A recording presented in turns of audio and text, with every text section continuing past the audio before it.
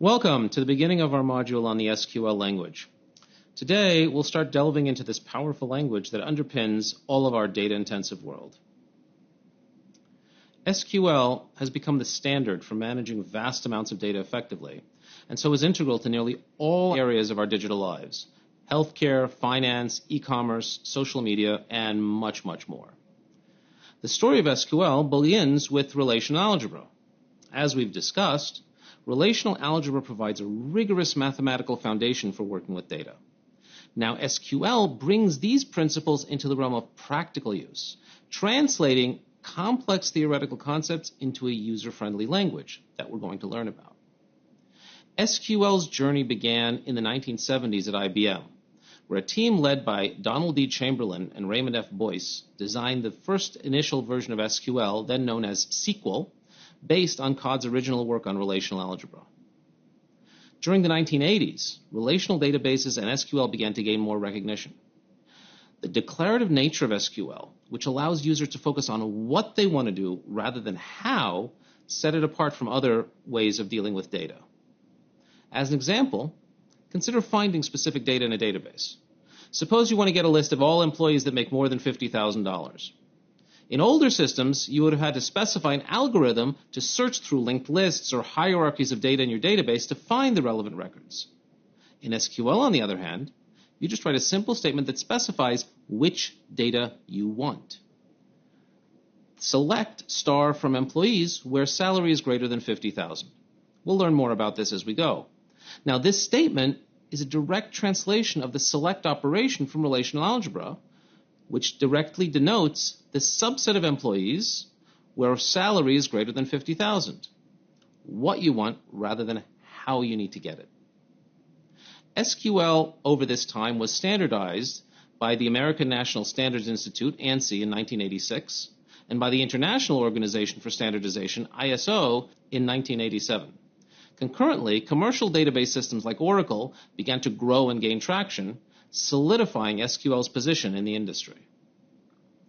The 90s saw SQL become the de facto standard for all database systems.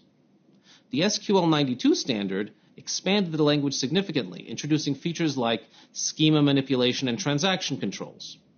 In the early 2000s, as the tech boom gathered pace, SQL implementations multiplied. Microsoft SQL Server, MySQL, and PostgreSQL became popular, each one offering its unique set of capabilities and conveniences. SQL has continued to evolve, with SQL 2003 introducing XML-related features, recognizing the growing importance of web data. Over the past 2 decades, SQL has adapted to the cloud computing era and the big data revolution.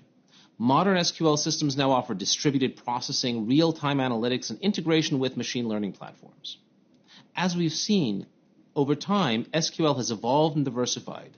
Today, we have numerous variations and implementations of the language, each better for different kinds of purposes. Each of these versions, whether MySQL, Postgres, Oracle, etc., brings something unique to the table. These might be additional features, performance improvements, or tools that are specifically designed to work with a certain kind of data or application.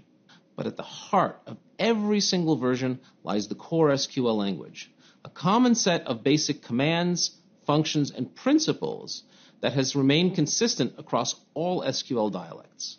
This core language is what we're going to focus on in this module.